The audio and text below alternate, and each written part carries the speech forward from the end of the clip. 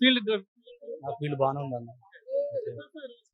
రోజుకు డీజిల్ పోను ఒక 500 లాగా మిగులుతాయి. ఎక్కడ ఉండేది ఎక్కడ? చిన్నవంగర మాది. చిన్నవంగర అడ్డనే ఇది. ఎట్లుంది మరి తొర్రూరు మున్సిపాలిటీలో ఎలక్షన్స్ వస్తా ఉన్నాయి. 16 వార్డులు ఉన్నాయి కాబట్టి మీకు బాగా తెలిసి తిరుగుతారు కాబట్టి ఎట్లుంది పరిస్థితి? ఏమంటారు ప్రజలు? అధికార పార్టీ కాబట్టి అందరూ అధికార పార్టీ వరకు మొగ్గు చూపుతారు. ఇప్పుడు వేరే వాటిలో గెలిచినా కానీ మళ్ళీ అభివృద్ధి కుట్టుబడిపోద్ది ఆడ, మళ్ళీ వేరే ఉండదు కదా అక్కడ. ఇప్పుడు అధికారం ఉంది కాబట్టి గెలిపించుకుంటే మేడం మేడం కూడా నిధులు ఇస్తుంది మనకు. గెలిచిన ఆయనకు పేరు ఉంటుంది, మేడం కూడా పేరు ఉంటుంది. మేడం గారు ఇప్పుడు కౌన్సిలర్ గెలిచిన అనుకో, మేడం కాడ అడగవచ్చు. నిధులు ఏమో తక్కువైతే మేడం పోయి సీఎం కాడ కూర్చోవచ్చు, అడగవచ్చు. అభివృద్ధి బీఆర్ఎస్ గెలిపిస్తే మళ్ళీ వీళ్ళ దగ్గరికి రావాలి. అది వేస్టే కదా బీఆర్ఎస్ గెలిస్తే. అప్పుడు ఆడ ఏముంది, ఎమ్మెల్యే మీద అడిగిపోతే పార్టీ చూస్తారు, ఎవరైనా చూస్తారు, పక్క పెడుతుంది. పక్క పెడితే ఆ వార్డు అనేది అభివృద్ధి జరగదు కదా. సో ఇప్పుడు ఏంటంటే అధికారం ఉంది కాబట్టి గెలిపించుకుంటే బెటర్.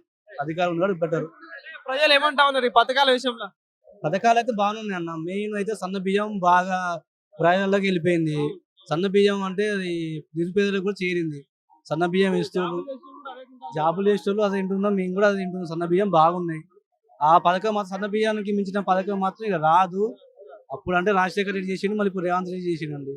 సన్న బియ్యం అనే పథకం మాత్రం చిరస్థాయిగా పేదలను నిలిచిపోతుంది. ఫ్రీ కరెంట్ కావచ్చు, ఈ రైతులకు బోనస్ వేయడం, రుణమాఫీ అనేటి అవుతున్నాయని ఓకే అండి. రుణమాఫీ అయితే మాకు అయిందండి. 2 లక్షల రుణం మాకైతే అయింది. మాకు 2 లక్షల రుణమాఫీ అయింది. ఫ్రీ కరెంటు వస్తుంది. బోనస్ పడుతుంది. సరే వెనక ముందు పడుతున్నాయి, బోనస్ అయితే పడుతుంది అండి. వెళ్ళి కొంచెం అటు ఇటు చూసుకోవాలి కదా, వాళ్ళు కూడా చూసుకోవాలి కదా. బోనస్ అయితే పడుతుంది, అందరికి పడుతుంది. ఆటో తోలుతా అంటున్నారు, అంటే ఇప్పుడు ఫ్రీ బస్ వల్ల ఏమన్నా వెనక ముందు అవుతుందా మీ వ్యవస్థ? వెనక ముందు ఏం లేదండి, మా దంతా మంది నడుస్తూనే ఉంటుంది. అది అలాగే ఎవరిది అలాగే ఉంటుందండి. మేము కిరాయిలో పోతామండి, చాలా వరకు కిరాయిలో పోతూనే ఉంటాం.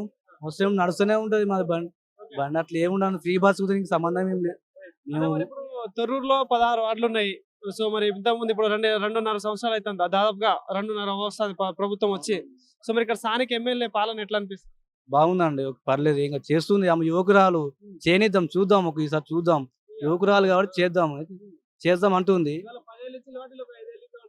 ఇద్దాం. యువకుల్ని ఎందుకుందాం, ఏమైతుంది? యువకులు తలుచుకుంటే ఏమైనా అవుతుంది. ఒకరే ఏమొద్దు, మారితే సరే. 7 సంవత్సరాలు, ఆ 7 సార్లు ఆయన గెలిచిండు. యువకు 2-3 సార్లు చూద్దాం. యువకురాలు కదా, ఆయన కూడా చేసిండు, ఈమె కూడా చేపిద్దాం. ఆయన చేయలే అందాం, ఆయన చేసేక్కడ చేసిండు. యువకురాలు ఇంకా చేస్తా అంటుంది, అధికారం ఉంది, చేద్దాం. ఇంకా బాగానే ఉంది, అధికారం మంచిగా ఉంది.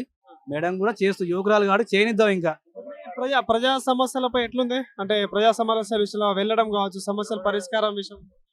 నేను యూత్ కాంగ్రెస్ అధ్యక్షుడిని అండి, విలేజ్ అధ్యక్షుడిని. సీఎం రిలీఫ్ ఫండ్ అయినా నేనే వెళ్తా అండి తీసుకొని. సీఎం కాంప్లెక్స్ పోతా, అక్కడ మన వాళ్ళు ఉంటారు, మేడం పక్కన వాళ్ళు ఉంటారు, వాళ్ళు చూసుకుంటారు. ఇప్పటి వరకు దాదాపు నేను ఒక 15-20 చెక్కులు ఇప్పిస్తా అండి. సీఎం రిలీఫ్ ఫండ్ నేనే దగ్గర ఉండి తీసుకుపోతా అండి. సీఎం రిలీఫ్ ఫండ్ నిన్నగాక మొన్న మా సొంత బావకు యాక్సిడెంట్ అయిందండి. ఇది పెదంగడ దగ్గరే అయింది. హన్మకొండ తీసుకుపోతే 10 లక్షలు అయినాయి. వాళ్ళ కాకుండా మనం నిమ్స్కు పోయినాం. నిమ్స్కు పోతే ఇంకొక 6 లక్షలు ఎల్ఓసి ద్వారా, ఒక 6 లక్షలు మేడం అది కొట్టించి బ్యాండ్ కొట్టించి, లెటర్ ప్యాడ్ కొట్టించి, సైన్ పెట్టించింది.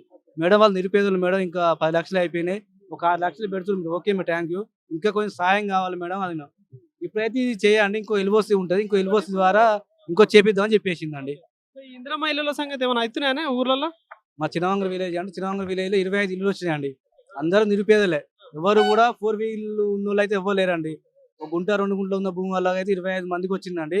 వాళ్ళు సంతోషంగా ఉన్నారు. 25 ఇల్లు వచ్చినాయండి. ఆల్రెడీ స్లాబ్లు పడ్డాయి, ఒక 15 దాకా స్లాబ్లు పడ్డాయి, ఒక 10 గోడల లెవెల్ లేచినాయి. అందరికి బిల్లులు కూడా పడుతున్నాయండి. ఫైనల్ గా ఇప్పుడు రేవంత్ రెడ్డి బెస్టా, కేసీఆర్ బెస్టా అంటే ఏం చెప్తారు పాలన పరంగా? అంటే ఆయన అప్పు చేసిండండి. ఈయన అంత అధికంగా అయితే అప్పు చేస్తలేడు. ఇప్పుడు రైతు బంధు పడలేదు, ఎందుకు పడలేదు, కొంచెం చూసుకొని వేస్తుండు. ఇప్పుడు ఆర్బీఐ కూడా లెటర్ పెట్టిండు కదా, వస్తాయి, డబ్బులు వస్తాయి కదా, వేయాలంటే వేయొచ్చు. అప్పు చేస్తే ఎందుకు అనేది ఆలోచిస్తుండు. దాన్ని బట్టి ఓకే అని బాగానే ఉంది, పర్లేదు. ఆ రైతు బంధు కూడా త్వరలో వస్తుందట. అప్పు చేయకుండా చూస్తుండు, పాలన చేస్తుండు, కొంచెం నిమ్మలంగా చేస్తుండు. ఒక్కసారి మనం పుట్టగానే ఉరికాం కదా, నిమ్మలంగా చేస్తుండు. ఓకే, పర్లేదండి. తొర్రూరులో కూడా 16 వార్డులు అంటే 8 నుంచి 12 వరకు వస్తాయండి. అందరూ ఆలోచిస్తున్నారు, అధికారం ఉంది కదా, చూద్దాం. అధికారం లేని ఇప్పటికీ అభివృద్ధి జరుగుతుంది అనుకుంటారు కదా, ఇప్పుడు అధికారం ఉంది కాబట్టి 8 నుంచి 12 వార్డులు వస్తాయని అనుకుంటున్నా. ఏం పేరే నరసింహస్వామి ఏడా ఉండేదేడా చిన్నవంగర. సో మరి ఎట్లా అనిపిస్తుంది కాంగ్రెస్ ప్రభుత్వం వచ్చి 2.5 సంవత్సరాలు అవుతా ఉంది దాదాపుగా. బడ్జెట్ పెట్టి బడ్జెట్ ఖర్చు పెట్టకుండా బడ్జెట్ లోపల వేసుకుంటా 100 కోట్ల బడ్జెట్ అని అలా 4 కోట్లు 10 కోట్లు 5 కోట్లు ఖర్చు పెట్టి మిగతా బడ్జెట్ ఎంత ఎడిపోతుంది. మళ్ళీ బడ్జెట్కి వచ్చింది ఇప్పుడు కేసీఆర్ అదే రేవంత్ రెడ్డి అదే. ఇద్దరు బడ్జెట్ పెట్టి బడ్జెట్ కేటాయిస్తాను, బడ్జెట్ ఖర్చు పెడతలేదు.